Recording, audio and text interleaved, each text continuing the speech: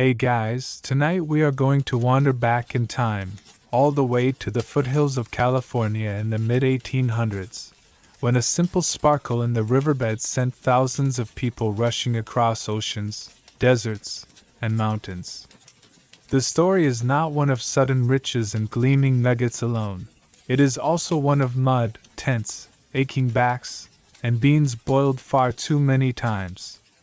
But before we get lost in those dust-filled valleys, let's settle in.so. Before you get comfortable, take a moment to like the video and subscribe. But only if you genuinely enjoy what I do here. And if you're watching tonight, drop a little comment telling me where you are in the world and what time it is for you right now.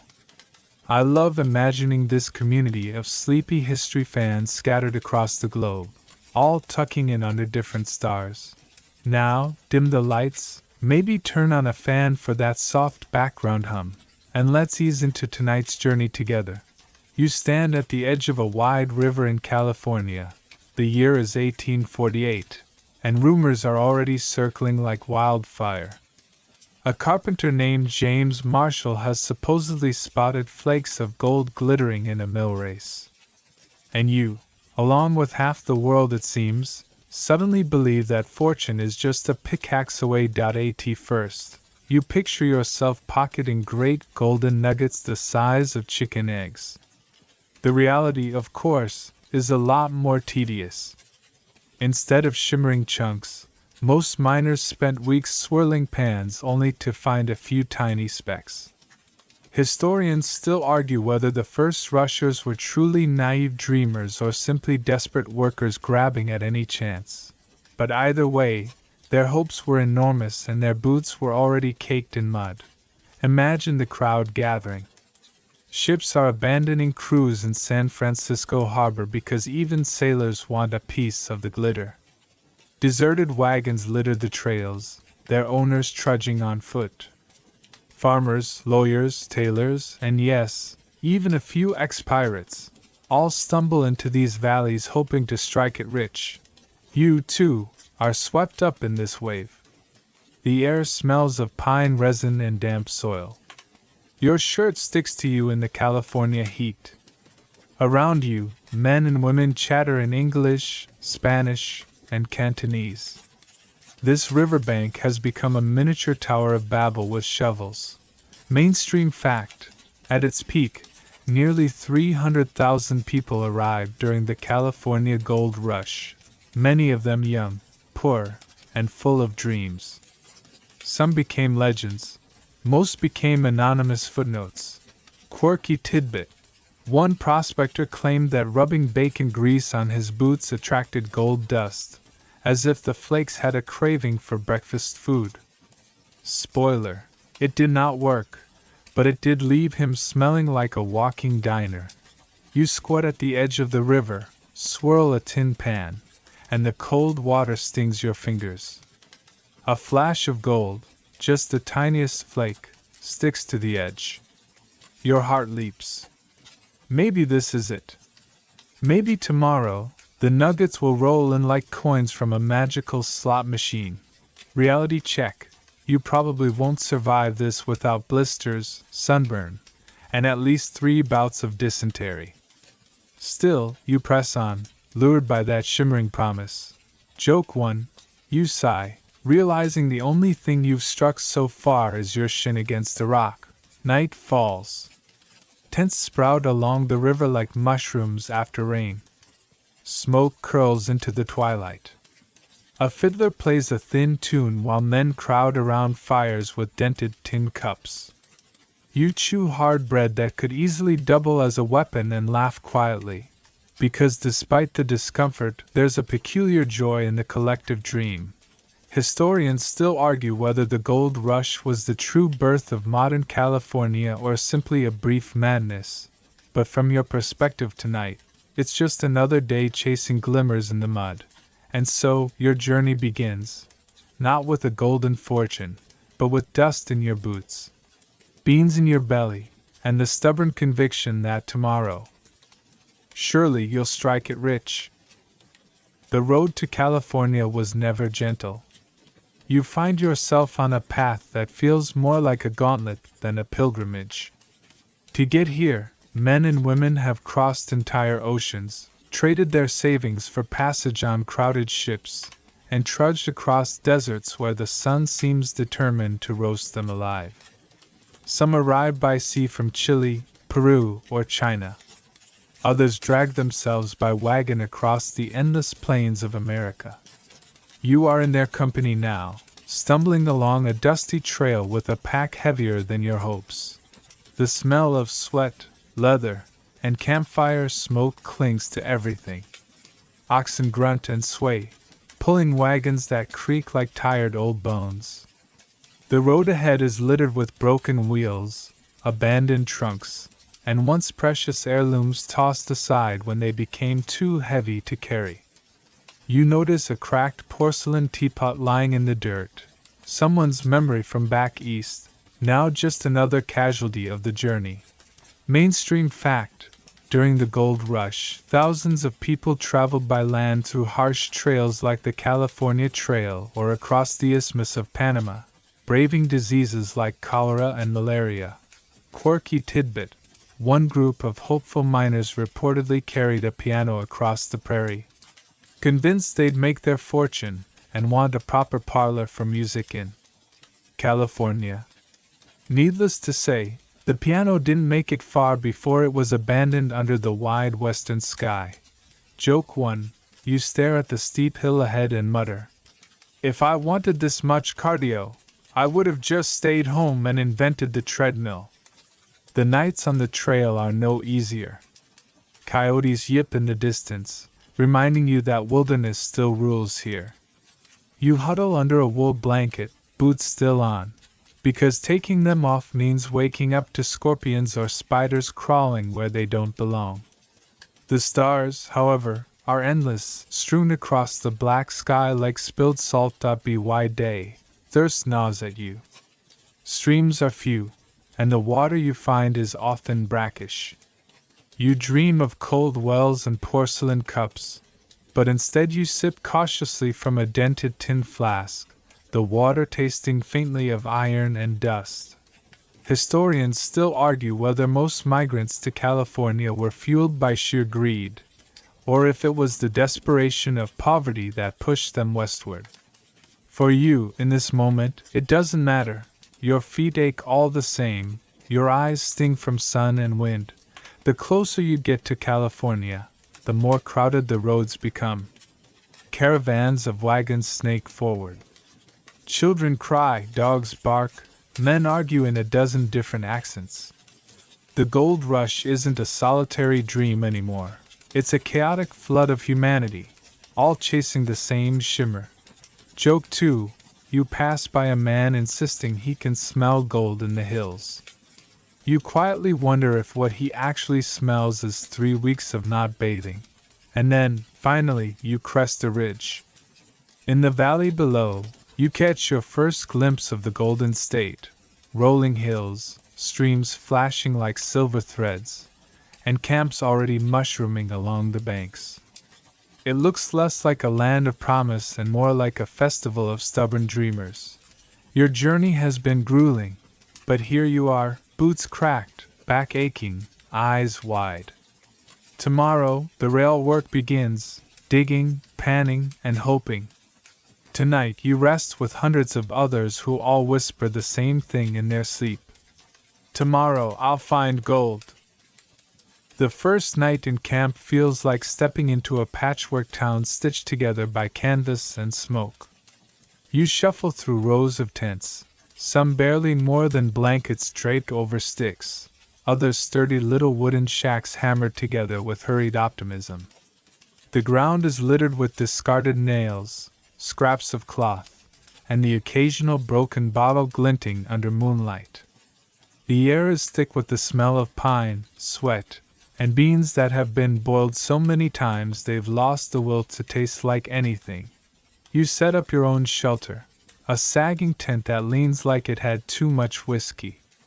The earth is cold beneath you, but at least the sound of the river nearby offers a kind of lullaby, a reminder of why you came here. Mainstream fact: many miners lived in these temporary camps with poor sanitation, where overcrowding was common. Epidemics of dysentery, scurvy, and cholera swept through, claiming far more lives than cave-ins or bandits ever did. Quirky tidbit: some camps had rules about noise at night, but these were often broken by the sound of fiddles, gunshots fired into the air for fun, or men arguing passionately about whose mule had the superior personality. Joke 1: your neighbor snores so loudly you start wondering if he accidentally swallowed his pan, and it's rattling in there. By day, the camp is alive with clamor. Men and a handful of women bustle around fires, patching clothes, boiling kettles of coffee so strong it could strip paint, and sharpening tools with the nervous energy of gamblers waiting on their turn at the table. You see merchants already setting up stalls, selling picks, shovels, and surprisingly, lemons at absurd prices. Because scurvy doesn't care if you're chasing fortune. Historians still argue whether these mining camps represented the birth of a democratic frontier society or a chaotic collapse of order. To you, walking through the narrow rows, it feels like both.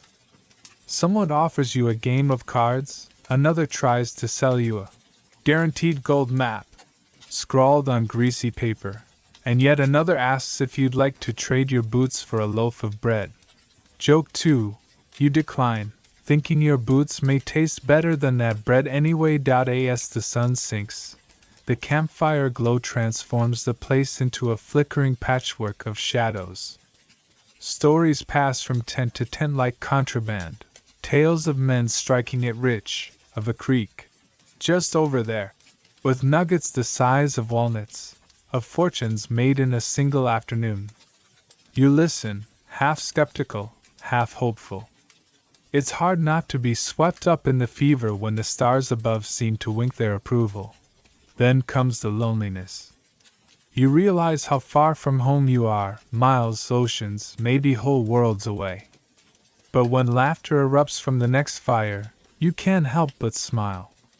Everyone here is alone together, bound by hunger, exhaustion, and an almost childlike dream.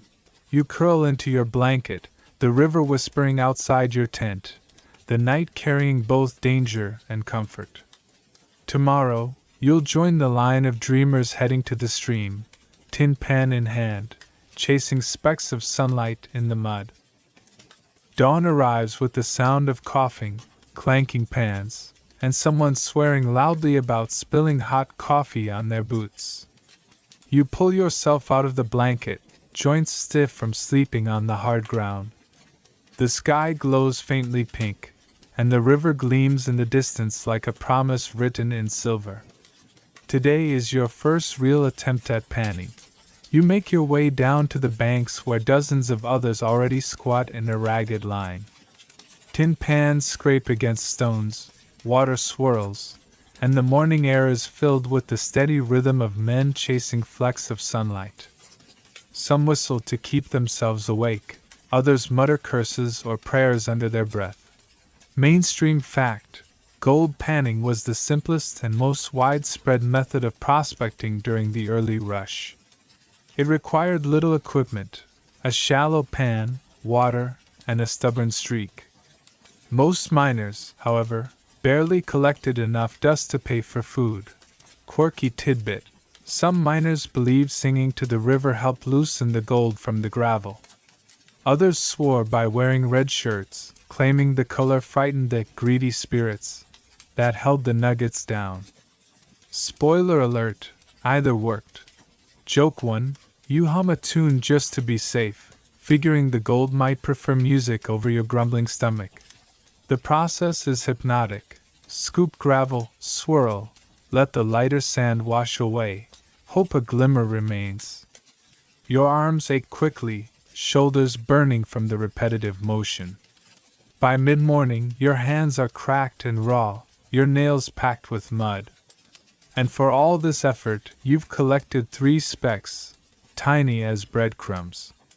You hold them up, squinting, and think, Well, if the price of gold skyrockets to $1 million an ounce, I'll be rich. Historians still argue whether the gold rush was more about actual wealth or the idea of fortune, a fever that infected the imagination even when reality proved meager. You feel both arguments swirling in your pan as the hours pass and your stomach growls. By noon, the sun beats down with no mercy. Shirts stick to backs, men dunk their heads into the river, and tempers flare over space along the bank. Someone claims the upstream bend is luckier, another insists the gold is resting deeper today. The arguments carry more heat than the summer air. Joke 2, you lean over and whisper to your neighbor. Maybe the gold is just sleeping in.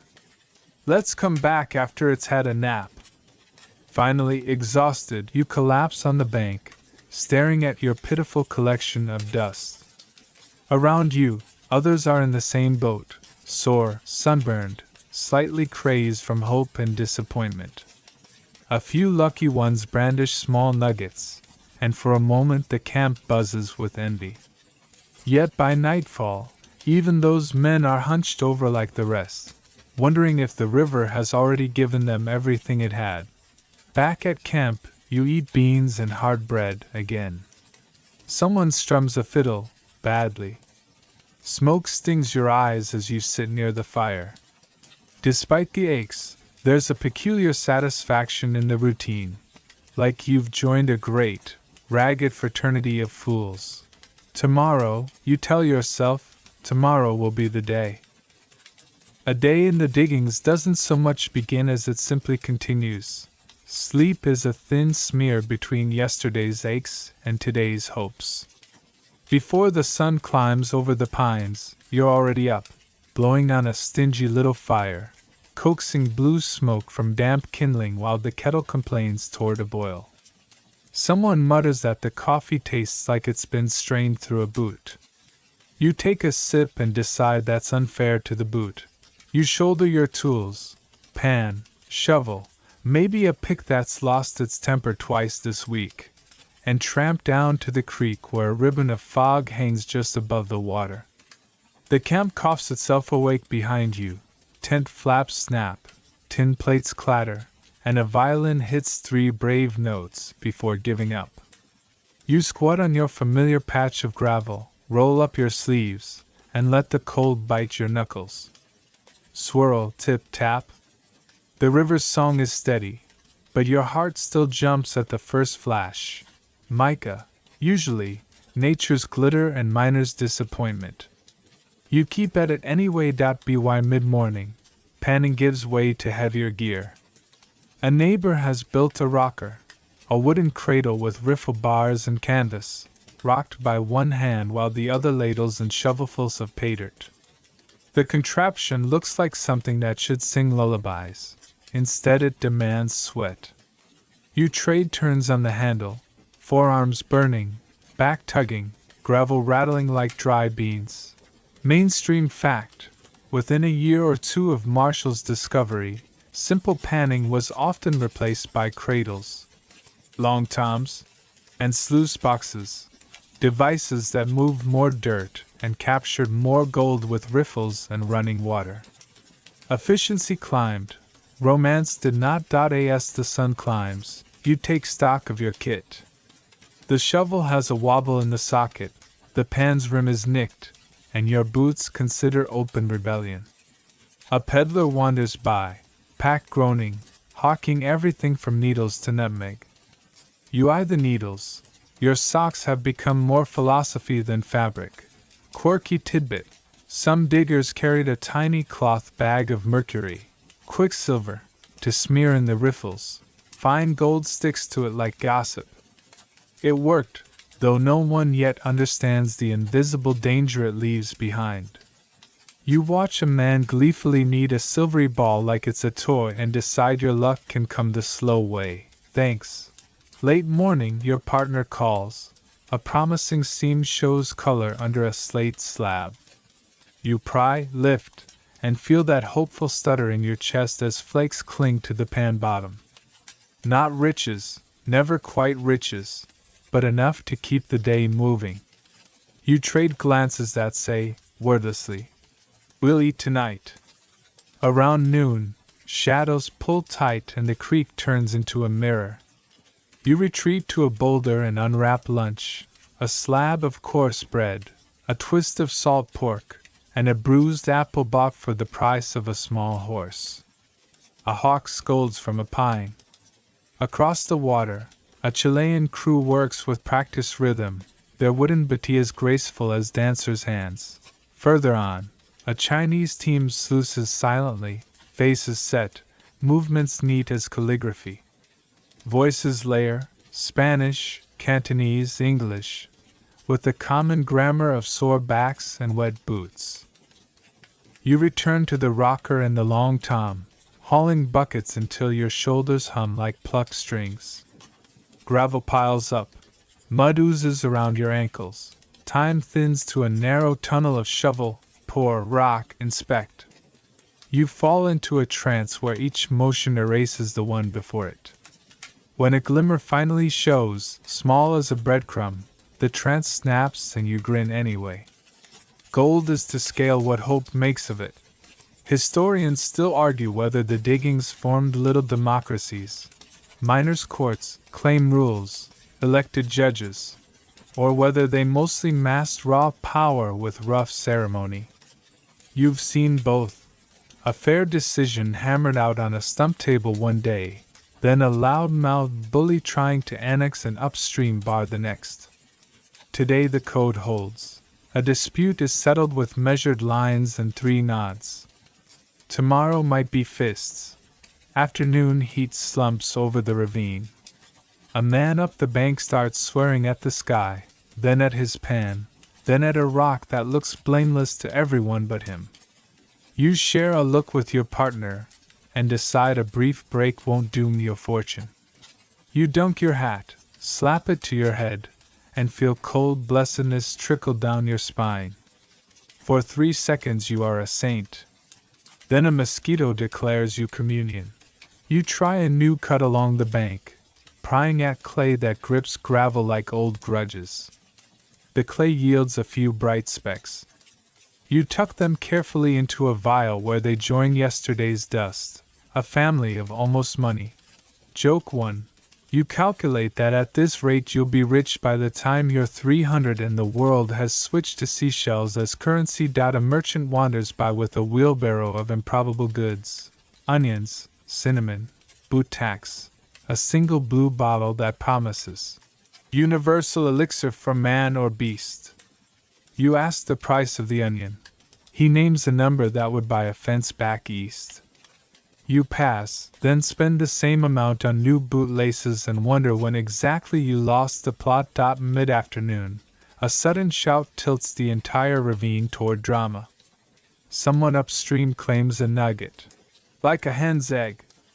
The crowd surges. The story grows a shell, feathers, a whole coop. Within the hour the egg becomes a goose, and the goose lays again.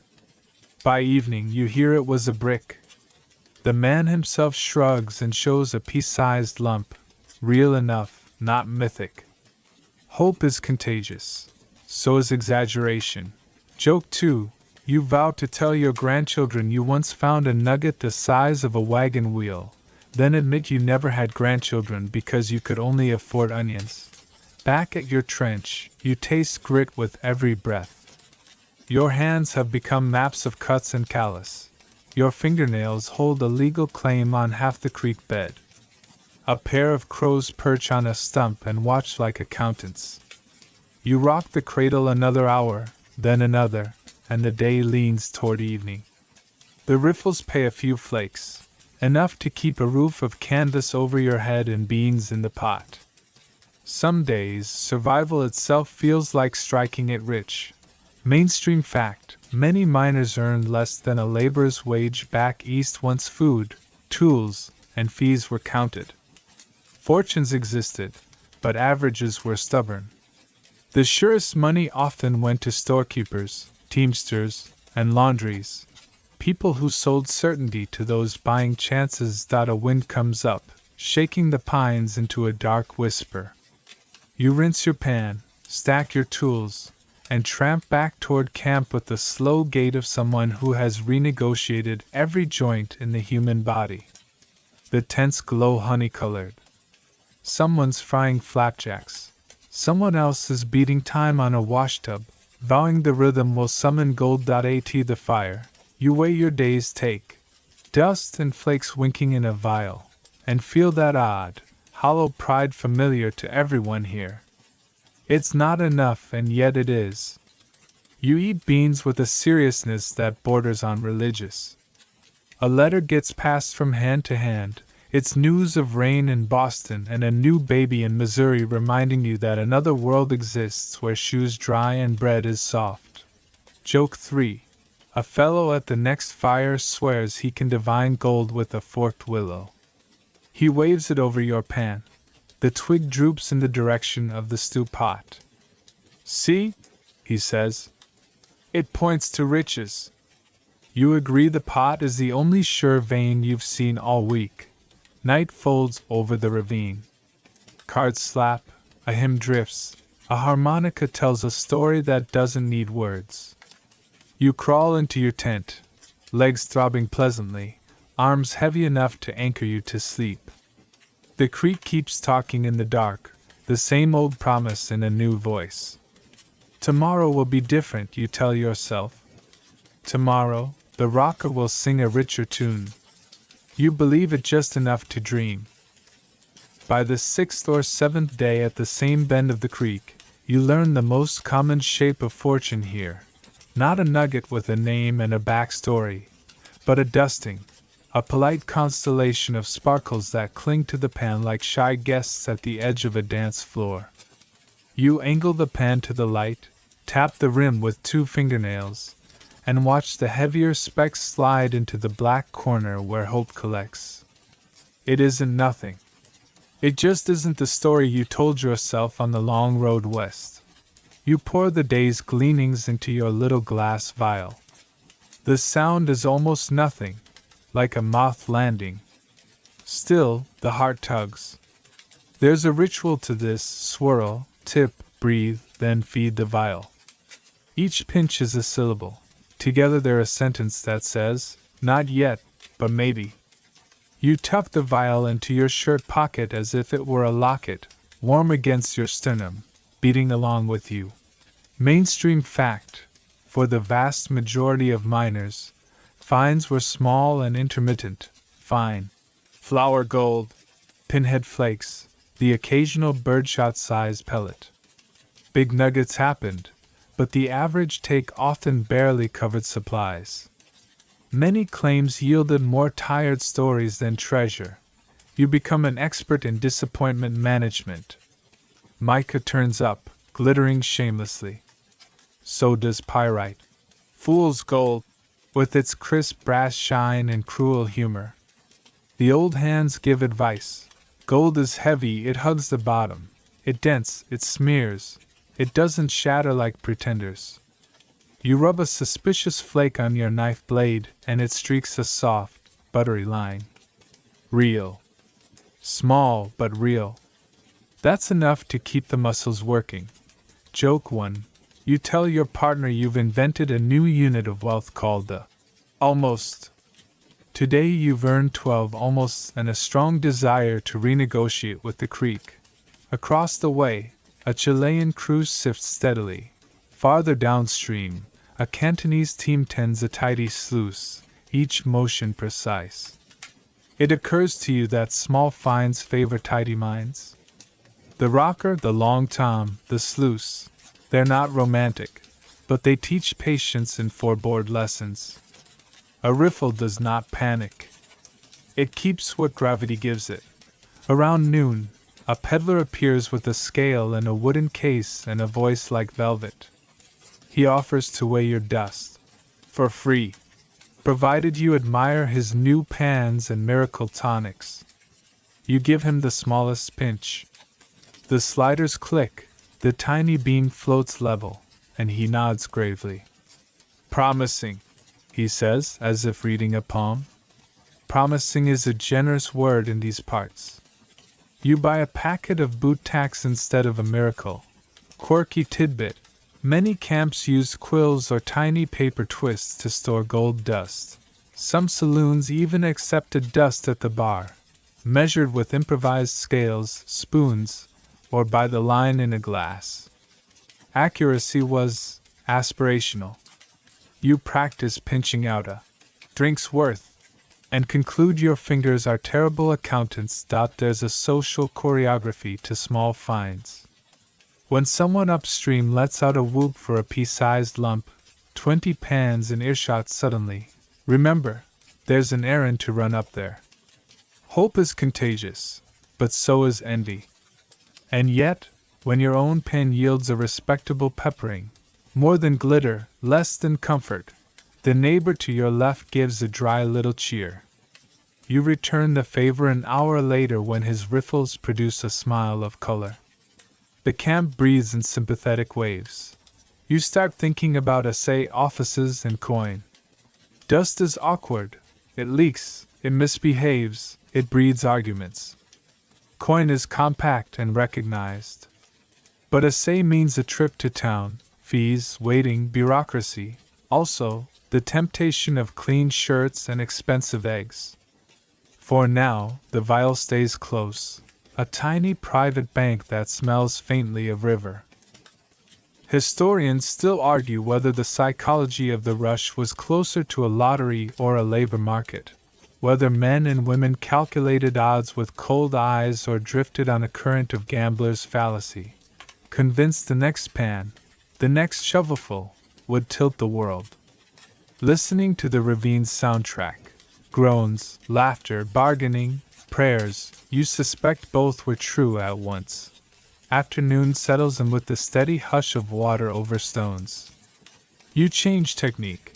Dig deeper into the clay layer that hoards heavies, pry out cobbles, feed the long tom spoon by spoon.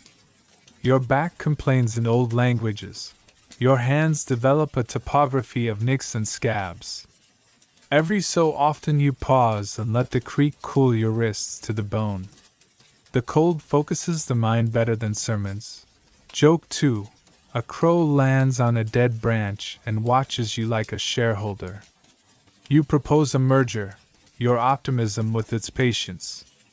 The crow blinks and declines to invest out. A pair of newcomers tramp down with brand new pans, faces bright with day one fever. You recognize that shine. You wore it a week ago. You show them how to swirl. Gentle circles, tilt, tap, tap, tap. Let the lighter sands escape. Keep the black sands and the heavy glints. Their first pans produce mica fireworks and exactly one real speck. They cheer anyway. You smile in spite of yourself. On this river, even modest truth deserves applause. A miner you've seen around. Hat like an umbrella, boots like opinions, claims he can read the bar by ant behavior. Ants know where the heavies lie, he says, pointing to a little parade busily ignoring him. He moves his rocker accordingly and produces the same two specks as everyone else. He shrugs, unembarrassed. If faith ran on evidence alone, we'd all be home already. Toward evening, you try a new pocket behind a granite rib. The shovel bites, the pan swirls, and the corner darkens with black sand and, yes, a pepper of gold bright as gossip. The vial receives 6, 7, 8 grains. Not victory exactly. More like a nudge from fortune to keep your place in line. Mainstream fact. The richest strikes often came from pay streaks, narrow runs where nature quietly concentrated heavies. Finding them depended on reading the river's mechanics.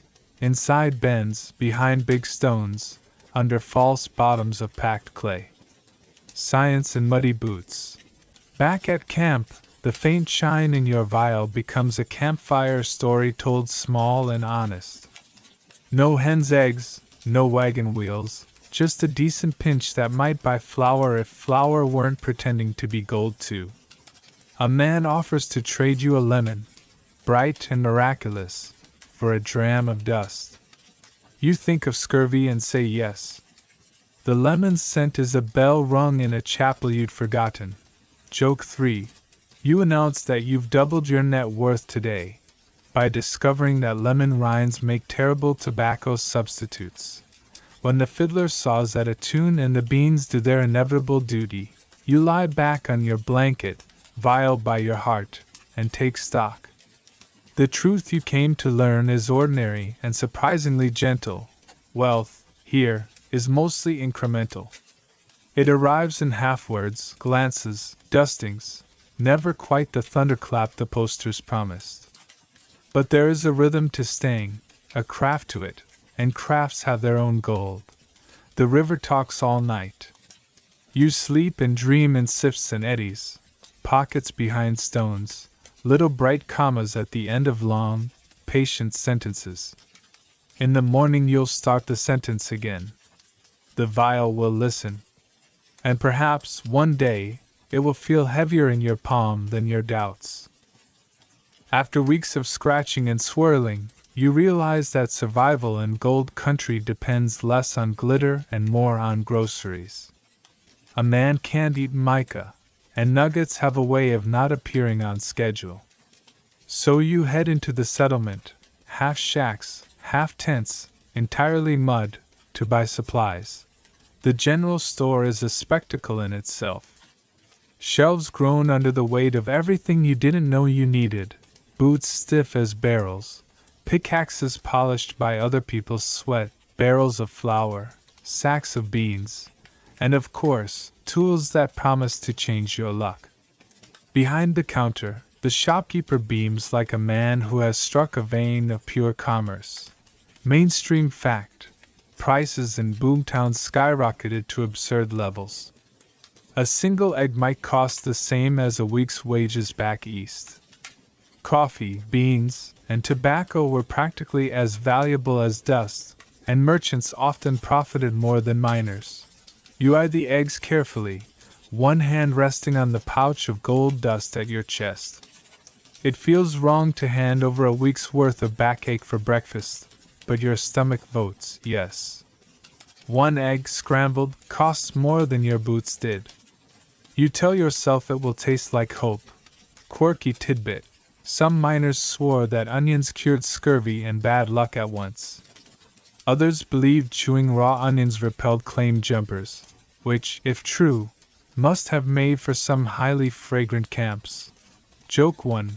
You bite into a raw onion slice just to test the theory, and your campmates immediately move 3 feet farther down the fire line. Perhaps it works after all. Outside the store, a small auction unfolds. A shovel with a cracked handle fetches a shocking sum, followed by a wool blanket that sparks a bidding war. Someone jokes that the blanket must come with a hidden pocket full of nuggets. The laughter has a desperate edge, but it's laughter nonetheless. You barter carefully, trading specks of gold for beans, nails, and coffee. Measuring out dust for payment is delicate. A sneeze could bankrupt you. The scale tips back and forth, every grain a drama. When the deal is done, you feel both lighter and strangely accomplished.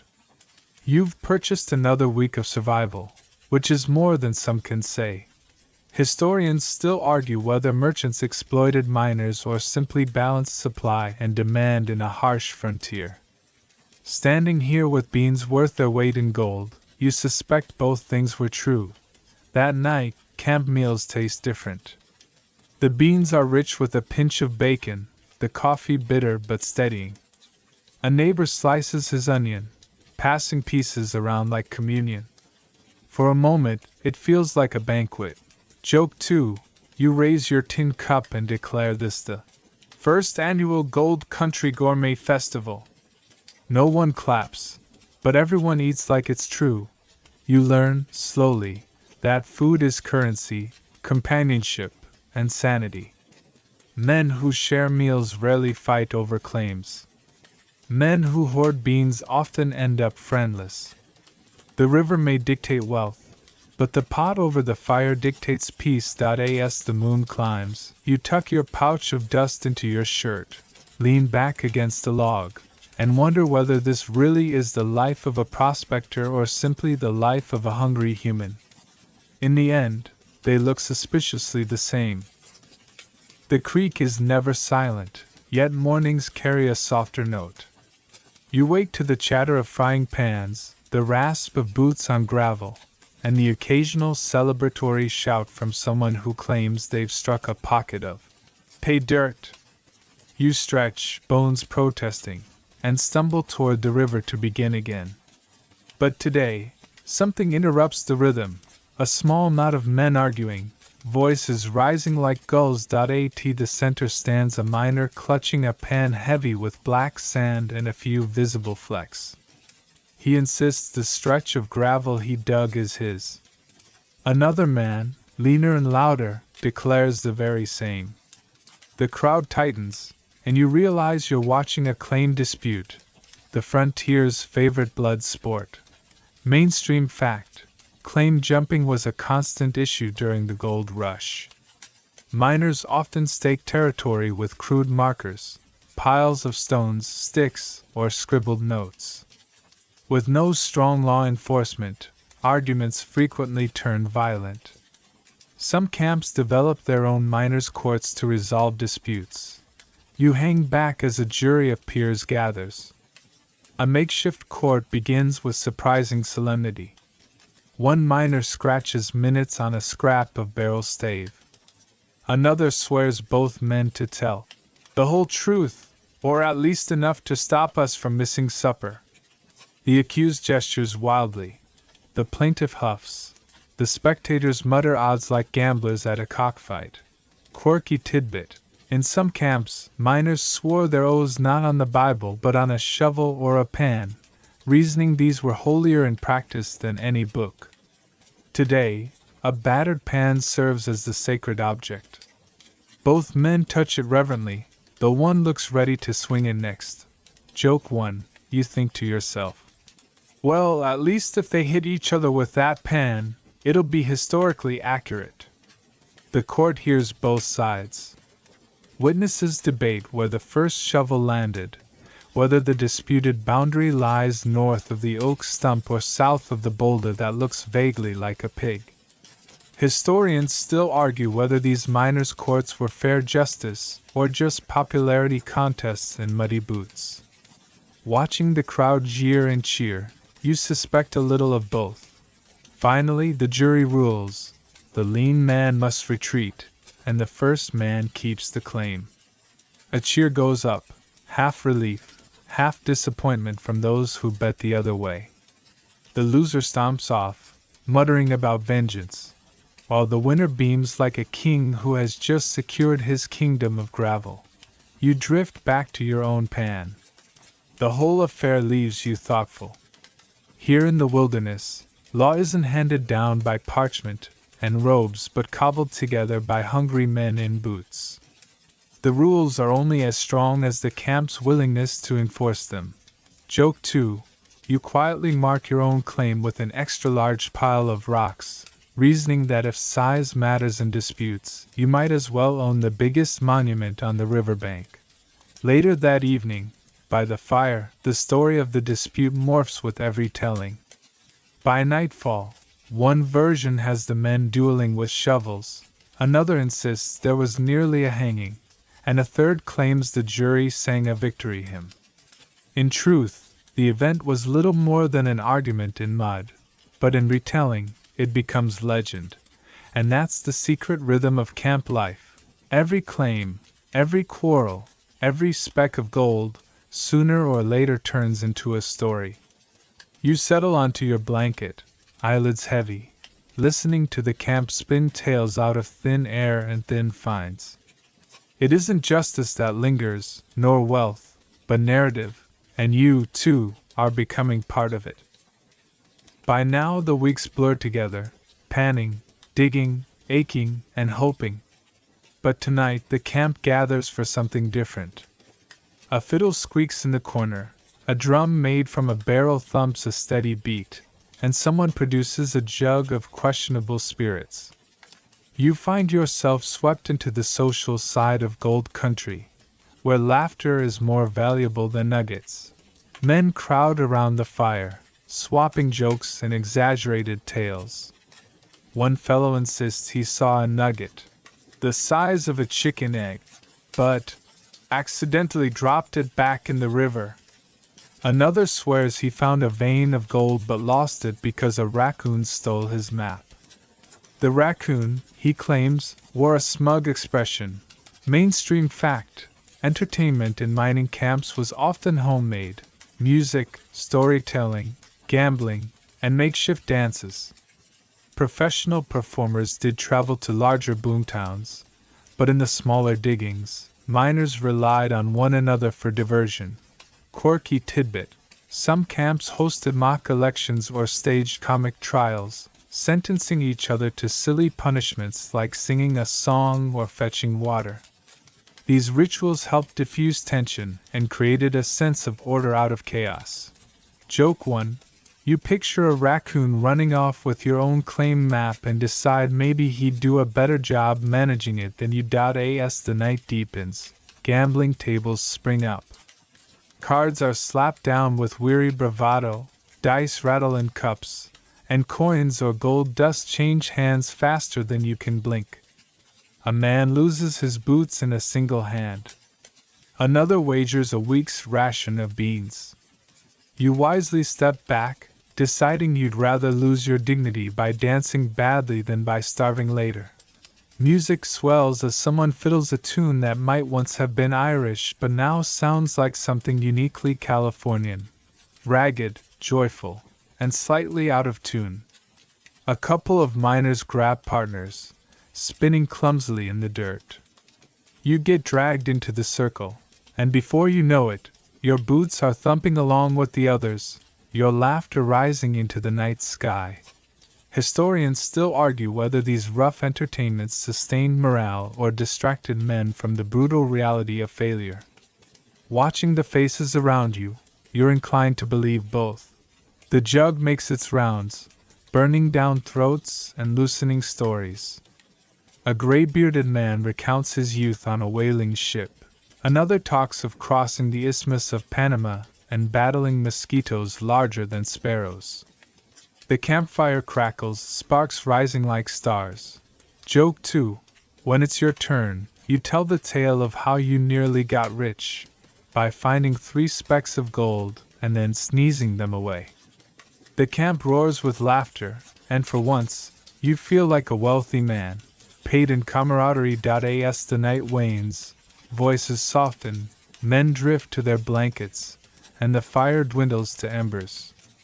You lie back, staring at the vast western sky, stars sprinkled like gold dust across black velvet. For a moment, the dream feels alive again. Maybe tomorrow the river will reward you, or maybe it won't. Either way, you'll have stories. And in this rough camp, stories are sometimes the most enduring treasure. Morning doesn't arrive gently in the diggings. It barges in with the clatter of tin cups, the stink of yesterday's coffee grounds, and the hacking coughs of men who spend too many hours in dust and smoke. You sit up, joints stiff, and realize today will not be about the river. Instead, you've been roped into building. The camp is growing, and with growth comes the need for sturdier shelters. No more patchwork tents that flap like sails in every windstorm. The talk is of cabins, log walls, mud plaster, and roofs that might actually repel rain. You shoulder an axe, shuffle toward the tree line, and join the ragtag crew of amateur carpenters. Mainstream fact: many miners built rough log cabins, often without chimneys or proper ventilation. Winters in the Sierra foothills could be harsh, and a draft-proof shelter meant survival. Some even lined walls with canvas or paper to block the wind. The rhythm of axes soon fills the forest. Chips fly, trunks creak, and voices shout warnings as trees topple. You're sore within an hour, blistered within 2. Yet there's a grim camaraderie in the labor. Each log rolled into place feels like staking a claim not just to dirt but to permanence. Quirky tidbit: some miners decorated their cabins with curious trophies. Antlers, bottles, or even old boots nailed to walls. One account mentions a cabin whose roof was shingled with flattened tin cans. Recycling before it was fashionable. Joke 1. You imagine a realtor's advertisement. Luxury cabin, partial roof, authentic draft, boot decor included. Only 200 ounces of dust. By midday, sweat soaks your shirt. The men bicker about corners, argue over notches, and accuse each other of theft when tools go missing. Yet slowly, walls rise. Smoke curls from a crude chimney made of stacked stones, and suddenly the idea of warmth in winter feels almost believable. Historians still argue whether the rise of more permanent housing marked a shift from transient dreams to settled communities. Watching these cabins take shape, you sense both truths tugging at the camp: hope for roots, and fear that tomorrow's disappointment will send everyone scattering. As evening falls, you step into the half-finished cabin.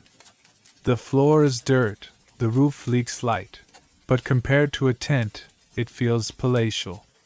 Someone lights a lamp, and the flicker makes shadows dance across rough-hewn logs.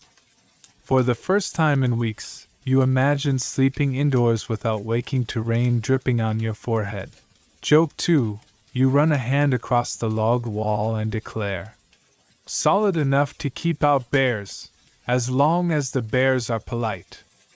Later, seated around the fire, the men boast of their craftsmanship, though most walls lean precariously.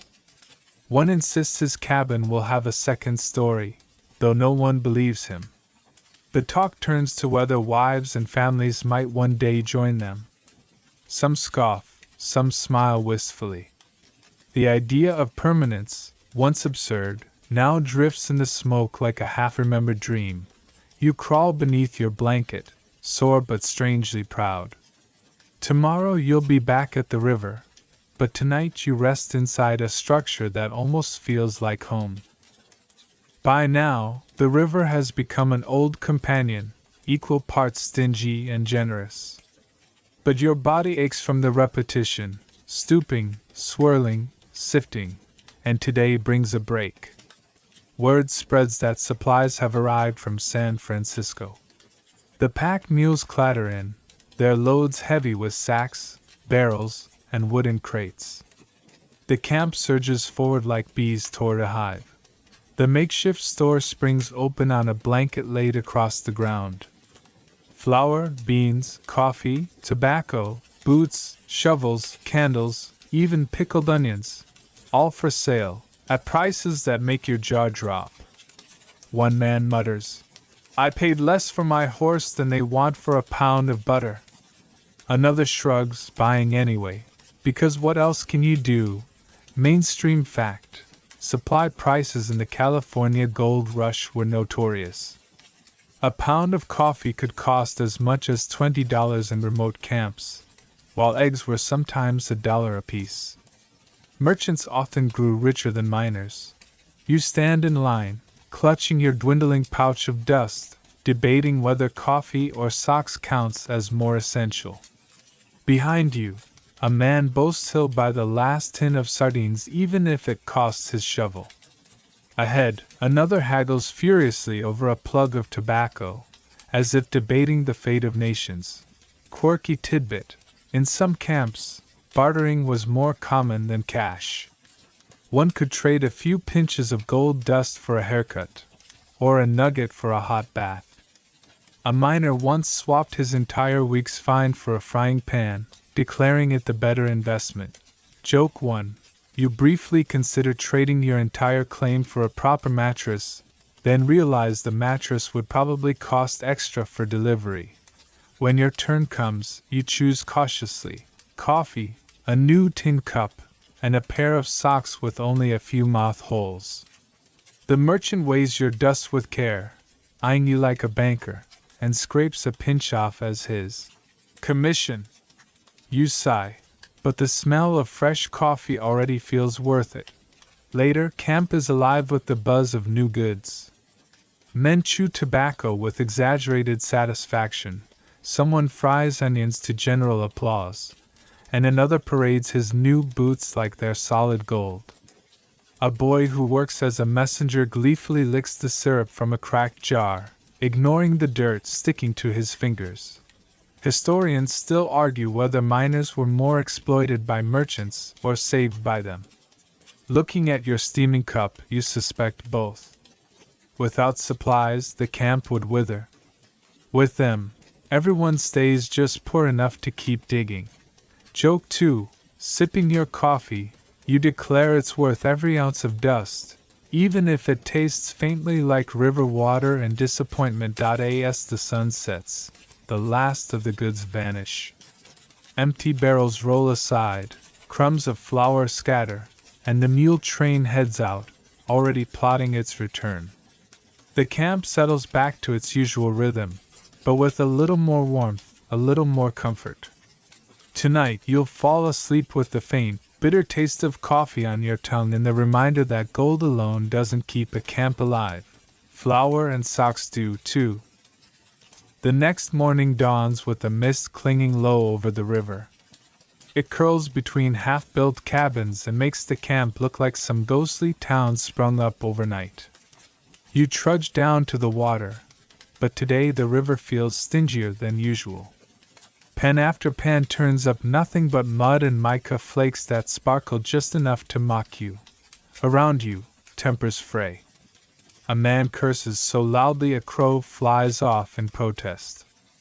Another throws his pan into the current and storms away, swearing he'll strike it rich in Oregon instead. You sigh, scrape your pan again, and remind yourself that patience is cheaper than travel. Mainstream fact: the majority of miners during the gold rush earned little to nothing. Most claims were quickly exhausted, and only a fraction of prospectors ever struck it big. Many ended up working for wages in established mines or leaving altogether. You pause to rest, watching the current tug at your boots. Across the bank, a pair of miners argue over the line between their claims, one waving a shovel like a weapon, the other brandishing a rusty pistol. Both look more desperate than dangerous. Quirky tidbit: there are stories of miners who salted their pans, sprinkling a few flakes of gold into the dirt before showing potential partners, tricking them into buying worthless ground. In one notorious case, the conman salted a claim with gold dust secretly shaved off coins. Joke 1. You picture yourself trying the trick, except your only coins are so thin you'd have to shave them with a magnifying glass and a prayer. By noon, your back aches, your fingers cramp, and you've collected nothing but a few glittering specks that might just be sand. You stretch, mutter a half-hearted curse, and drag yourself to shore. The river chuckles on, smug as ever. Historians still argue whether persistence or luck mattered more in gold country. Watching the muddy current, you suspect both were equally cruel. As the day wanes, you notice the camp quieter than usual. Men drift in, shoulders slumped, pockets light. A few have given up entirely, packing their gear to seek work elsewhere. Yet others cling to hope with stubborn pride, swearing tomorrow will bring the motherlode. Joke 2. You declare you've discovered a new mineral. Fools, gold. Worth even less than pyrite but much heavier to carry. That night, the mood is subdued. A single fiddle tune drifts weakly over the camp, failing to spark the usual laughter. You sit by the fire, stare into the embers, and wonder how much longer this dream can stretch. Still, as you curl up beneath your blanket, you remind yourself, the river always gives just enough to keep you hoping. And sometimes, hope itself is the cruelest treasure of all. The morning breaks damp and chill, and the cough starts before the coffee does. You sit up in your blanket, and the camp around you answers with a chorus. Hacks, sniffles, throat clearing louder than the creek. Somewhere, a man declares cheerfully that a little mountain air will fix everything. You believe the mountain air has already moved into your lungs and is charging rent. Today, the gold can wait 5 minutes. Your body files the first claim. You shuffle toward the fire. The pot hisses, the grounds boil, and the cook swears this batch is medicinal. Out here, that word does a lot of heavy lifting. You cradle the tin cup and feel the steam are not the worst of the night. The heat steadies your hands. You realize how thin you've become, cheekbones like warnings, and you eye the onion hanging from a nail like it's a saint.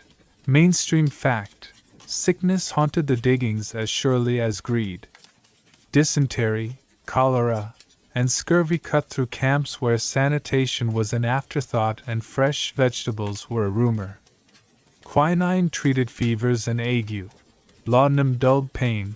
Calomel, mercurous chloride, was swallowed in hopeful doses that modern doctors would not recommend to their enemies. You know the symptoms now the way you know the color of paid dirt. The dull, unending weariness. Bleeding gums that make hard bread an adventure. Scrapes that ought to heal but don't. Your neighbor rolls up a sleeve to show you a cut he earned on a shovel blade last week, still angry, still weeping. He ties it off with a strip torn from a shirt and shrugs like the body is just another claim too stubborn to develop. Down by the water, a small line forms at the camp's unofficial clinic, a carpenter's bench under a scrap of canvas.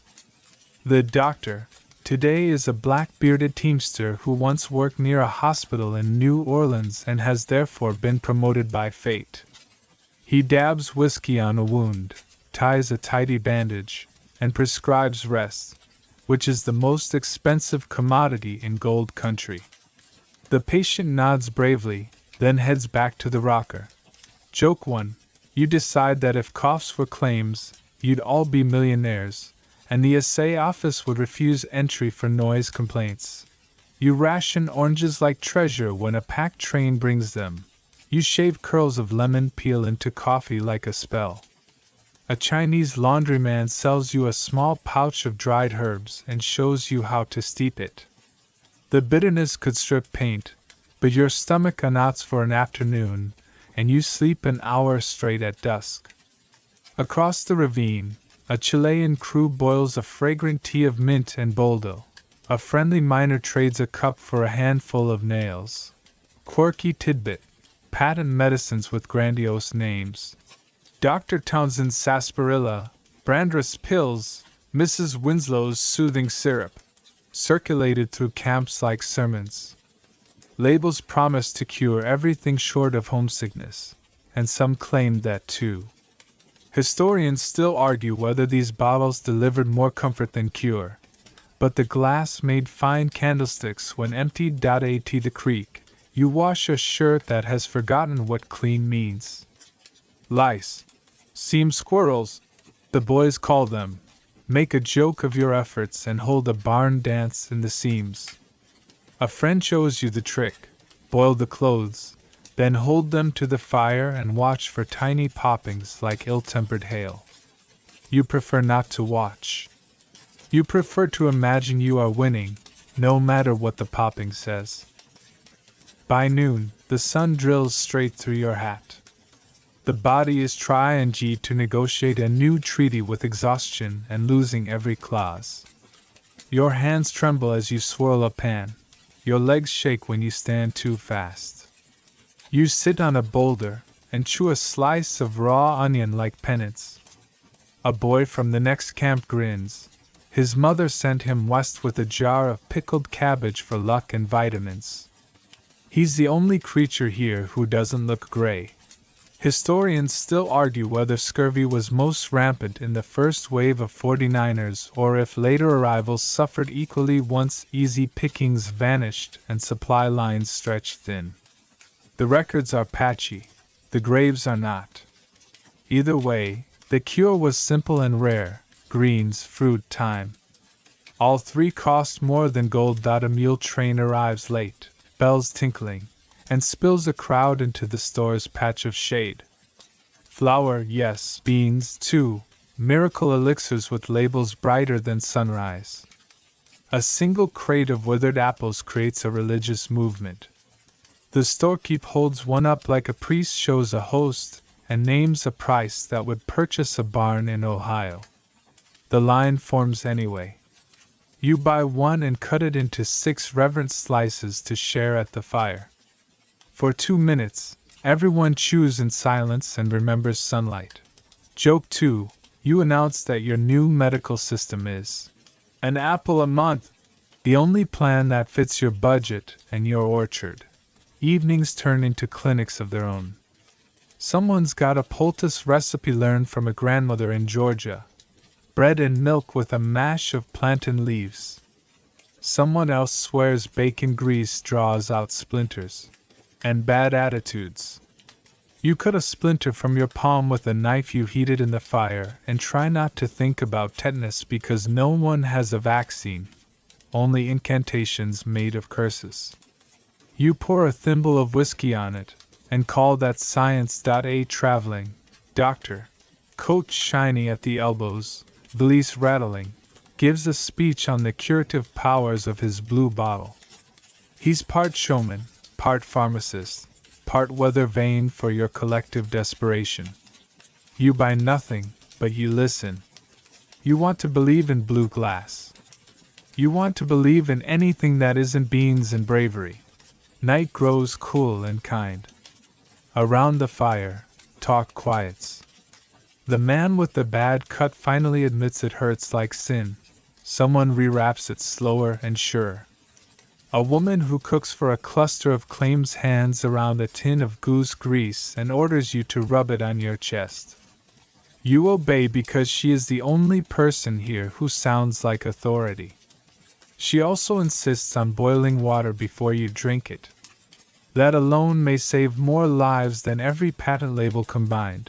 Mainstream fact: camps sometimes organize sanitary committees, digging latrines downstream, enforcing refuse pits, and fining those who fouled the water. In places where these held, sickness dropped.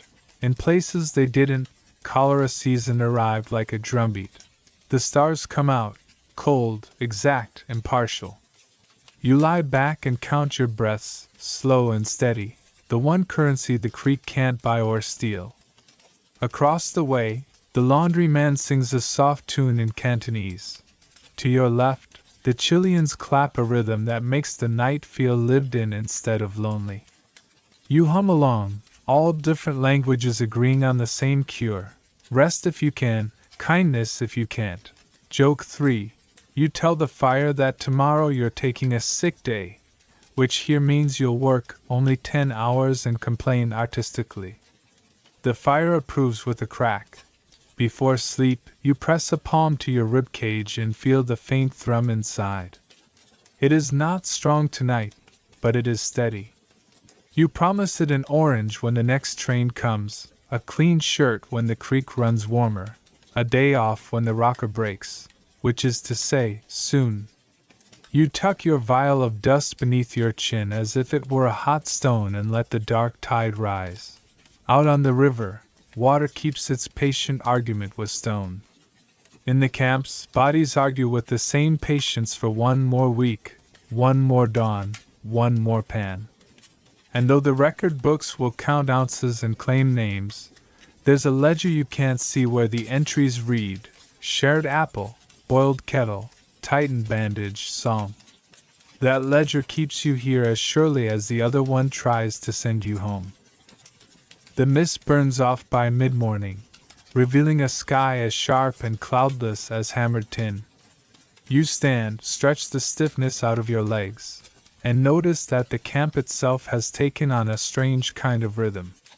Men and women wander through, selling, swapping, bargaining, less a mining outpost and more a bazaar cobbled together from tents, wagons, and the occasional ambitious wooden shack.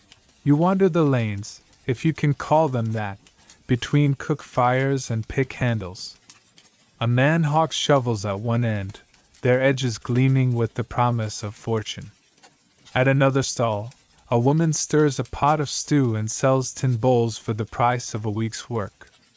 You swear the smell of onions alone is worth $1. Mainstream fact: during the California gold rush, merchants often made more money than miners. Levi Strauss built a fortune selling sturdy trousers. Others grew rich providing food, equipment, or shelter to desperate prospectors. A simple egg could sell for the modern equivalent of several dollars in isolated camps. You pass a stall stacked with canvas boots and another with rough blankets woven from who knows what wool. The merchants call out in a dozen accents: Irish, Chinese, Chilean, English, French, each voice trying to cut through the clamor. You hear laughter, haggling, curses, even fiddle music stitched into the air like bright thread. Quirky tidbit: one San Francisco entrepreneur once hauled a ship into shallow water, stripped its masts, and converted it into a floating warehouse and hotel. Others turned abandoned vessels into taverns, boarding houses, even prisons. Whole neighborhoods rose from beached hulls. Joke 1: you imagine your own business plan, charging miners a nickel to nap on your blanket while you're out at the river. Given the exhaustion in their eyes, you'd be richer than Strauss by Tuesday. ATA tables shaded by patched sailcloth. A Mexican vaquero sells rope and saddles. Next to him, a woman arranges jars of fruit preserves like gems. She explains she boiled them down last summer in Napa, then packed them carefully on mealback. The price? 2 ounces of dust, no haggling. You bite your lip, then buy a jar. Tonight, bread will taste like civilization. Not all stalls are so sweet. You notice gamblers set up under a wide awning, 3-card Monte and dice rolling on planks. The crowd grows rowdy, but the dealer's smile never falters. The camp sheriff strolls by and nods. Rumor has it he takes a share. Historians still argue whether gambling dens and brothels were tolerated because they provided needed distractions or simply because they lined the right pockets. Either way, vice was as much a part of gold camps as sluices and shovels. Near the end of the row, a man offers letters home. For a fee, he'll transcribe whatever you dictate, in neat script on clean paper, and arrange to send it east. You watch him dip the pen, hear the scratch on paper, and feel the ache of distance in your chest. The thought of your words traveling farther than you may ever go yourself makes you both proud and hollow. Joke 2: you consider dictating a letter to your future self. Dear me, please remember to pack more onions. Sincerely, past you. The marketplace hums into the afternoon. Children dart between stalls, chasing each other with sticks. A miner sits on an overturned bucket, strumming a banjo brought all the way from Kentucky. Someone else sells a miraculous cure for baldness, which, judging by the heads around here, isn't working. A Chinese herbalist carefully lays out dried roots and powders, explaining with quiet dignity how each one balances the body. His stall smells earthy, unlike the vinegar and smoke elsewhere.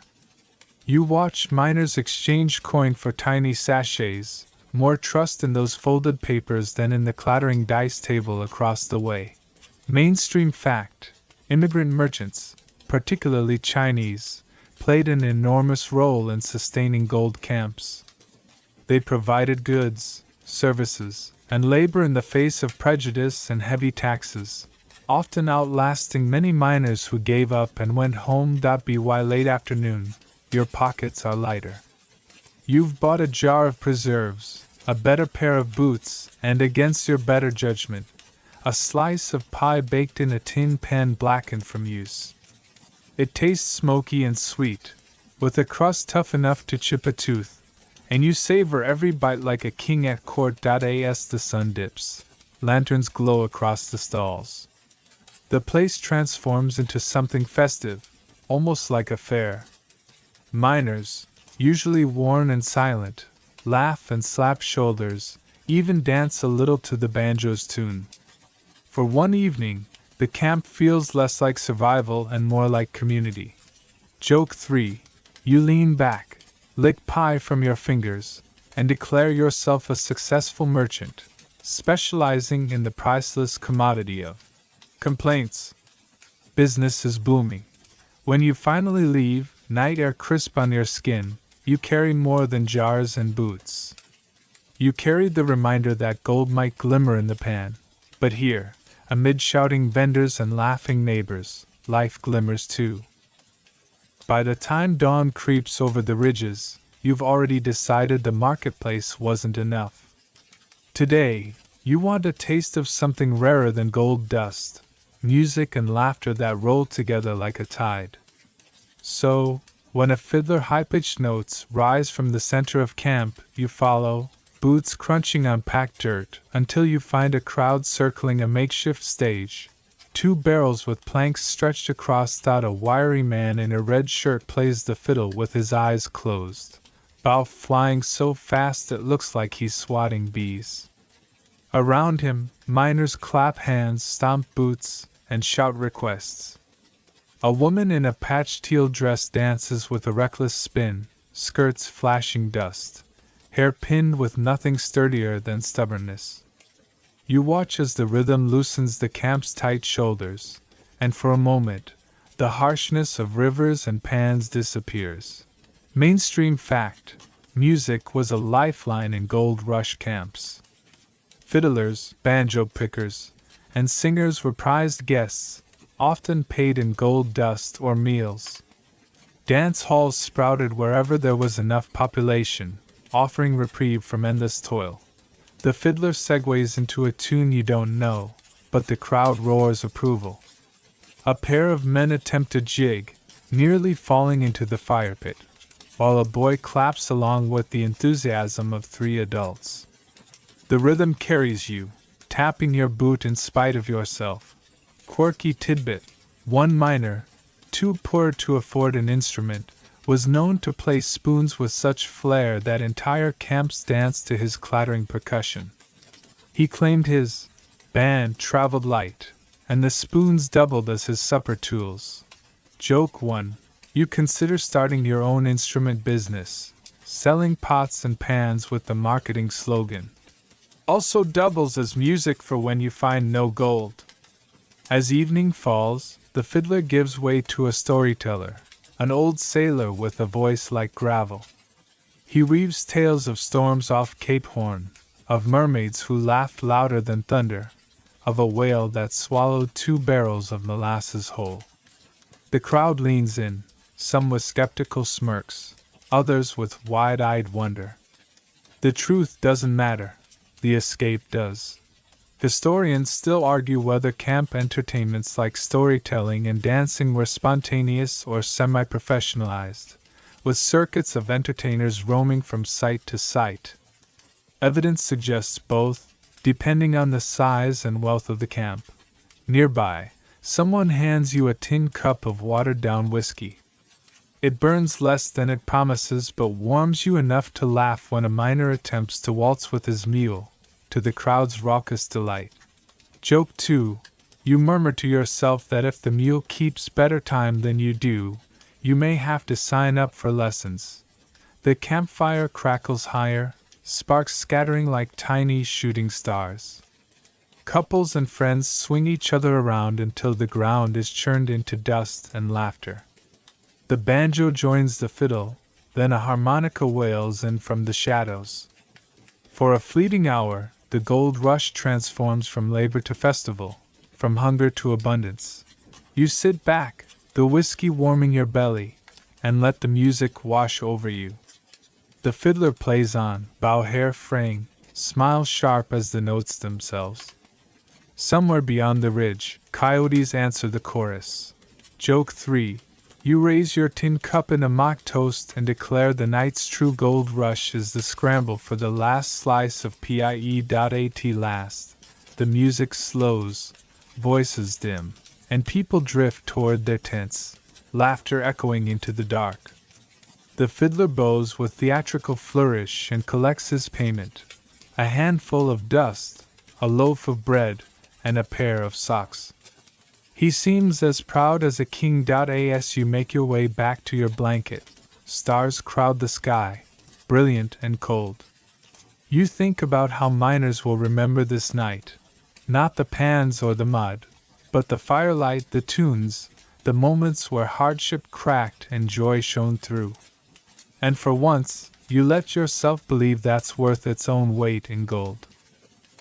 The next morning, your head is heavy from whiskey and laughter, but the camp is already stirring with a new kind of anticipation. Word has spread: a traveling preacher has arrived, claiming he can deliver salvation, or at least distraction, to weary miners. You shuffle out of your blanket, rub the dust from your eyes, and follow the crowd to a wide clearing where a rough wooden cross has been nailed together overnight. The preacher, tall and thin with a voice like a bell, raises his hands to the sky. His coat is frayed, his boots mismatched, but his eyes gleam with conviction. Around you, miners clutch hats to their chests, some solemn, some smirking, others clearly there only to avoid another day of empty pans. Mainstream fact: religion followed the gold rush wherever miners gathered. Ministers, priests, and lay preachers established churches in tents, cabins, or simply under the open sky. Many mining towns, despite their rough reputations, soon had Sunday services. He begins to speak of sin, redemption, and the promise of eternal reward. A few men shift uncomfortably, others nod vigorously. You notice one woman mouthing every word as though she's heard this sermon before, maybe 100 times. Quirky tidbit: some preachers were more entrepreneurial than pious. One famously accepted tithes in gold dust, then promptly opened a gambling hall the following week. The congregation wasn't sure whether to be outraged or impressed. Joke 1: you think about starting your own service, preaching the gospel of strong coffee and soft blankets. The offering plate would just be mugs. The preacher's words rise and fall, sometimes thunderous, sometimes gentle. He warns of the dangers of greed, even as his collection plate jingles with dust and nuggets. Historians still argue whether these preachers truly sought to shepherd desperate men or simply seized another way to profit from the frenzy. Behind you, a miner mutters, "Amen," while slipping a nugget into his own pocket instead of the plate. Another quietly sketches the preacher's posture in the dirt, muttering something about remembering it for poker bluffing later. Joke 2: you imagine the preacher baptizing miners in the river, only for them to scoop pans of water afterward, just in case divine grace came with a little gold dust at the bottom. As the sermon stretches on, the sun grows fierce. A few miners doze, hats pulled low, while others whisper jokes or hum yesterday's fiddle tunes. But when the preacher begins a hymn, voices rise, rough, uneven, but heartfelt. The sound swells across the clearing, a ragged chorus carrying words older than the gold fields. Mainstream fact: hymns were often adapted with improvised lyrics to fit mining life. "Shall we gather at the river?" sometimes became, "Shall we gather at the sluice box?" Equal parts reverence and humor.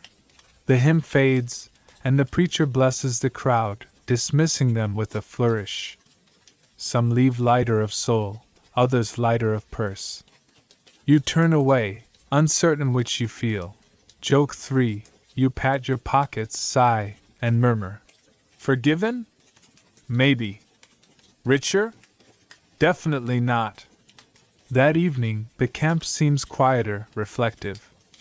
A few miners cluster in small groups, discussing heaven and hell as if they were just other territories waiting to be prospected. Others resume dice games, as though salvation had a one-day expiration date. You stretch out by your fire, watching sparks drift upward into the vast dark sky, and think about how even here, amid mud and hunger, people still chase more than gold. They chase meaning, belonging, something to soothe the restless ache of their hearts. And you, for all your skepticism, find yourself humming the hymn softly, letting its uneven melody fold you into sleep. The days drag forward, each one marked by dust and disappointment. You spend long hours at the river, but your pen yields only mud and shimmering illusions. By mid-afternoon, your back aches, and your patience feels as thin as a thread. Yet the camp always seems to reinvent itself, as if hardship alone can hold back the strange theater of gold country. Today, a self-proclaimed doctor sets up near the main path. His clinic is nothing more than a wagon with a painted sign, Dr. Franklin's Miraculous Elixirs. The bottles glint in the sun, filled with liquids in shades of amber, green, and suspiciously bright red. He promises they cure exhaustion, sore muscles, melancholy, and even bad luck at the pans. Mainstream fact: medicine in gold rush camps was often rudimentary, with many so-called doctors selling patent medicines that were little more than alcohol, opium, or flavored water. Few regulations existed, so miners desperate for relief often paid dearly for snake oil remedies. The doctor calls you over, waving a bottle. "A sip a day, and fortune smiles your way," he insists. You glance at the label, which boasts ingredients like essence of peppermint and spirit of mystery. The smell is mostly whiskey. Quirky tidbit: one patent medicine of the era contained pulverized gold flakes. Not enough to heal anyone, but just enough to glitter in the bottle and entice desperate buyers. Joke 1. You consider bottling your river water as authentic miner's brew, guaranteed to contain trace elements of despair. A crowd gathers, some skeptical, others eager. A miner pays with a pinch of dust and gulps the red elixir, immediately proclaiming he feels younger by 10 years. You notice he's already missing half his teeth, so perhaps youth has limits. Historians still argue whether these camp doctors truly believed in their concoctions or knowingly peddled fraud. Some had genuine training, while others vanished overnight after swindling enough dust. As the doctor continues his pitch, a rival entertainer wanders into the scene, a juggler, balancing tin plates and old tools, turning medicine hawking into background music. Children cheer, and miners throw coins, or crumbs of bread, into his hat. Joke 2. You mutter that if juggling shovels doesn't count as a medical cure, it certainly cures boredom. By evening, the camp has consumed enough miracle tonics to stumble happily. A man sings off-key, another insists his elbow no longer hurts, though it bends in directions that suggest otherwise. You, cautiously sipping, admit the tonic tastes more like watered whiskey than magic, but your spirits lift nonetheless. Mainstream fact: camp entertainment and medicine often blurred lines. Shows of strength, elixirs, and storytelling were bundled together, more spectacle than science. The night hums with laughter, hiccups, and exaggerated boasts of newfound health. Someone claims the tonic gave him courage to ask for a dance. Another swears his mule brayed in harmony with the juggler's tune. Joke 3. You quietly decide that if laughter is medicine, this camp may be healthier than any city hospital. When the fires burn low and the crowd disperses, you lie under the vast starlit sky, your stomach tinged with tonic, your ears still full of song. Somewhere in the distance, coyotes howl, as if mocking the day's absurdities. You chuckle into the darkness and let exhaustion carry you toward sleep, still tasting the strange sweetness of snake oil on your tongue. Morning comes with the chill bite of fog rolling down from the Sierra Nevada. The camp looks ghostly in the pale light, tense like sagging teeth, fires smoldering, figures moving slow and stiff. You pull your coat tighter and decide today you'll visit the blacksmith's corner, a place where the clang of iron rings louder than any preacher's sermon or fiddler tune. The blacksmith, arms like tree trunks, wipes sweat from his brow even in the cold. Sparks fly as his hammer strikes glowing metal, shaping horseshoes, nails, and the occasional frying pan. Miners cluster around, waiting for repairs to shovels and picks, knowing without tools they are worse off than beggars. Mainstream fact: blacksmiths were essential in mining camps, often more profitable than prospectors.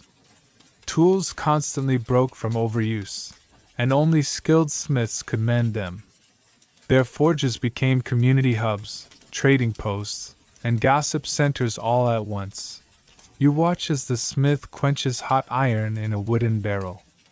Steam rises, mingling with the fog, smelling faintly of metal and smoke. He grins, holding up a finished shovel blade as though it were a holy relic. The miner who commissioned it cheers like he struck gold already. Quirky tidbit: some blacksmiths forged, lucky, charms from scrap iron, selling them to superstitious miners who believed a blessed horseshoe could guide them to gold veins.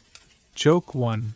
You imagine selling lucky, bent nails from your own tent, advertised as portable fortune detectors, guaranteed to rust within a week. The forge attracts not just miners but their animals. A horse stamps nearby, waiting for new shoes, while a scruffy mule munches on straw, unimpressed by the sparks. A boy crouches close, eyes wide, clearly dreaming of one day lifting a hammer himself. Historians still argue whether blacksmiths thrived because they were indispensable, or because they cleverly inflated prices knowing miners had no choice. Records suggest both. Hammers and shovels were sometimes worth more than nuggets themselves. By noon, the clangs formed their own rhythm, echoing across the camp. The smith tells tall tales between strikes. Once he claims to have forged a blade so sharp it cut through a tree in a single swing. Judging by the crooked edge of the shovel he hands over next, you're not convinced. Joke 2. You mutter that if the blade cut anything, it was probably his patience. Still, the work fascinates you. Each glowing bar becomes something new: tools, hinges, even a crude candlestick. His wife, in a soot-stained apron, brings him water and bread, smiling as though she's the queen of this smoky kingdom. Mainstream fact: women often assisted in blacksmithing, handling sales, accounts, or lighter forging tasks. Their labor, though rarely recorded, kept these micro-industries running. The afternoon grows warmer, the fog burning off. The forge remains the camp's heartbeat, its fire constant, its sparks bright even against the sun. Miners bring gossip with their tools, rumors of a strike upriver, of gamblers cheating, of new laws creeping into California. Joke 3. You wonder aloud if the blacksmith should forge a set of ears, since his are clearly worn out from listening to everyone's troubles. As twilight falls, the forge finally cools, iron glowing dull instead of bright. The smith wipes his brow again, satisfied, as though each strike of his hammer was a verse in the day's long song. You leave with the sound of iron still ringing in your ears, carrying a sharpened tool in your hand and a deeper respect for the unsung architects of camp life. The stars prick the sky again, faint at first, then blazing. You lie down, soot still clinging to your clothes, and drift off to sleep with the ghostly rhythm of hammer strikes echoing in your dreams. The camp wakes sluggishly, as though even the roosters can't be bothered anymore. You rub your eyes and notice something different this morning. Instead of the usual clatter of pans and chatter, there's a distant rumble of wheels and hooves. Soon a brightly painted wagon rolls into view, creaking under its own decorations, garlands of fabric, little brass bells, and a sign that reads, Professor Alden's Traveling Museum of Curiosities. The wagon door bursts open and out steps the professor, a wiry man with spectacles too large for his nose and a coat patched in at least 7 colors. He bows dramatically, announcing that inside his wagon awaits wonders from every corner of the world. The crowd, starved for novelty, gathers eagerly. Mainstream fact, traveling shows and museums followed the gold rush, offering entertainment ranging from exotic animal displays to oddities in jars. These were often the only cultural events miners saw for months. You pay a small pinch of dust and climb inside. The wagon is cramped but dazzling, shelves crammed with shells, stuffed birds, maps of faraway places, and a skull labeled, "Ancient Giant of Patagonia." It looks suspiciously like a cow's skull, but no one wants to spoil the mood. Quirky tidbit: some of these traveling shows carried mermaids cobbled together from monkey torsos and fish tails, sewn by skilled taxidermists. People swore they were real, though the stitching was often plainly visible. Joke 1. You whisper that if he really wanted to impress miners, he should display a jar labeled, "Authentic Nugget of Gold," since that's rarer than any mermaid. The professor delivers a booming lecture, describing each object in words far fancier than the objects themselves. He waves dramatically at a dusty seashell, calling it the trumpet of Poseidon. The crowd gasps, some crossing themselves as if standing before holy relics. Historians still argue whether these shows were genuine attempts at education or pure fraud. Many performers sincerely believed in their oddities. Others simply banked on the loneliness of miners willing to pay for a spectacle. Outside, children laugh at a painted wooden snake while men argue over whether the maps of Asia are correct. One insists that Japan is shaped like a frying pan, which, honestly, doesn't sound too far off after a few whiskeys. Joke 2. You mutter that if maps were frying pans, the miners would try cooking gold dust in them. By evening, the wagon glows with lamplight, its bells jingling as the professor packs up his treasures. The camp feels strangely lighter. Maybe it's the laughter, maybe it's the collective distraction from the endless grind of dirt and pans. Mainstream fact, entertainment in gold camps wasn't just a luxury, it was a lifeline. Without moments of joy, many miners succumbed to despair, loneliness, or drink. Performers kept spirits alive almost as much as food did. You step back into the cool night air, your head filled with seashells, giants, and questionable mermaids. The wagon rolls away, bells chiming faintly until they vanish into the darkness. Joke 3. You smile, thinking you've just paid to see a cow's skull, and yet somehow, it was worth every speck of dust. As you settle into your blanket, stars thick above, you realize the camp doesn't need to strike gold every day. Sometimes, the greatest treasure is simply a story, a laugh, a shared wonder at a fake mermaid that almost seemed real for a moment. Sleep creeps in gently, and you drift off smiling, still hearing the faint jingle of the professor's wagon as if it were a lullaby. The camp begins its final chapter in your memory with a soft, quiet dawn.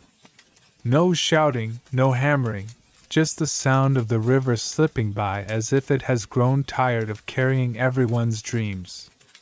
You rise slowly, bones stiff from weeks of work, and watch the sunlight touch the ragged tents.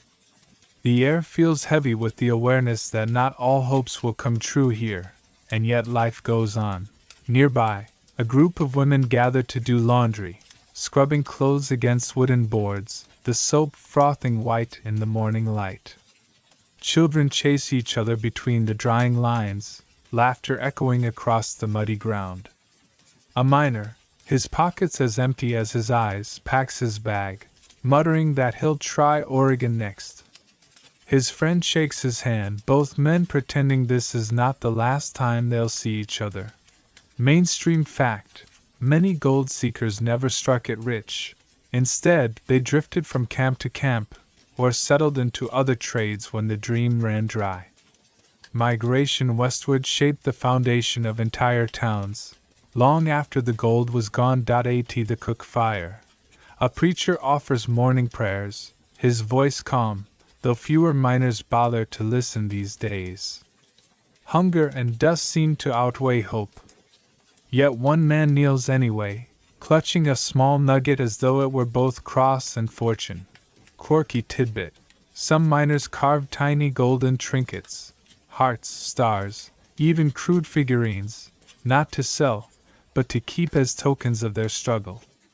A few of these still survive in museum collections, oddly shaped testaments to hope. Joke 1. You think if you carved something, it would probably be a golden spoon, just so you could stir the endless beans with a touch of luxury. The day unfolds slowly. A fiddler strikes up one last tune, the notes thin but sweet. Miners sway as they pack their gear, some deciding to gamble away their final dust, others clinging to the faint promise that tomorrow's pan will glitter. Historians still argue whether the California gold rush was more of a triumph or a tragedy. It built towns, shattered lives, displaced entire native communities, and filled history with stories of both fortune and folly. Its legacy remains as contested as the gold itself. By dusk, the campfire circle glows one more time. People tell their favorite stories: the lost nugget, the miraculous donkey that brayed at midnight, the man who claimed to have struck a seam of pure silver but could never find it again. The laughter carries long into the dark, almost defiant. Joke 2.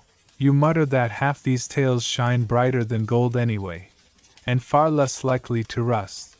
The stars blaze overhead, the Milky Way spilling across the sky. You lie back, arms behind your head, and feel a deep quiet settle in your chest. Perhaps you've found no fortune, but you've gathered something else.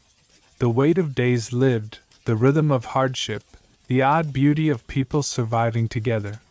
Mainstream fact: though only a minority of miners became wealthy, the rush permanently changed California, accelerating its path to statehood and reshaping global trade. Joke 3. You muse that if the miners had bottled the dust in their boots, they might have sold it back east as authentic frontier soil, guaranteed to contain regret. As the fire dwindles, you let your eyelids close, knowing tomorrow might bring more toil or another journey. For tonight, though, the stars watch over you, the river hums, and your weary body surrenders. Now the story softens, like embers fading to ash. You feel the edges of the camp blur, the tents, the laughter, even the clatter of pans, all dissolving into a haze of memory. What remains is only the gentle rhythm of the river, flowing endlessly, carrying away the dust and the days alike. Your breathing slows, sinking with that quiet current. Each inhale brings in the cool night air. Each exhale releases the weight of tired limbs. Imagine the sky above, a velvet expanse scattered with calm, steady stars. They glow not as treasures to be claimed, but as companions, unchanging and eternal. The hardships of the miners drift further away now. The aching backs, the broken tools, the desperate hopes, they all fade like smoke in the dawn. What lingers is the simple truth that even in a world of dust and disappointment, there was laughter, there was song, there was a circle of warmth around a fire. Let that warmth hold you. Let the fire's glow seep gently into your thoughts, softening them, loosening the knots of the day. Your body grows heavy, your thoughts slow, your mind settles. In the distance, a fiddler plays a tune you can barely hear, thin, sweet, winding like a lullaby through the night air. Each note fades longer, softer, until it becomes silence. Now, the campfire dims entirely. The river flows on, endless and steady, a sound that could cradle you forever. You are safe here, wrapped in calm, drifting with the stars. Sleep is close now. Let go, let yourself sink into it, as though you too are dust settling gently at the river's edge, at peace, carried by time itself.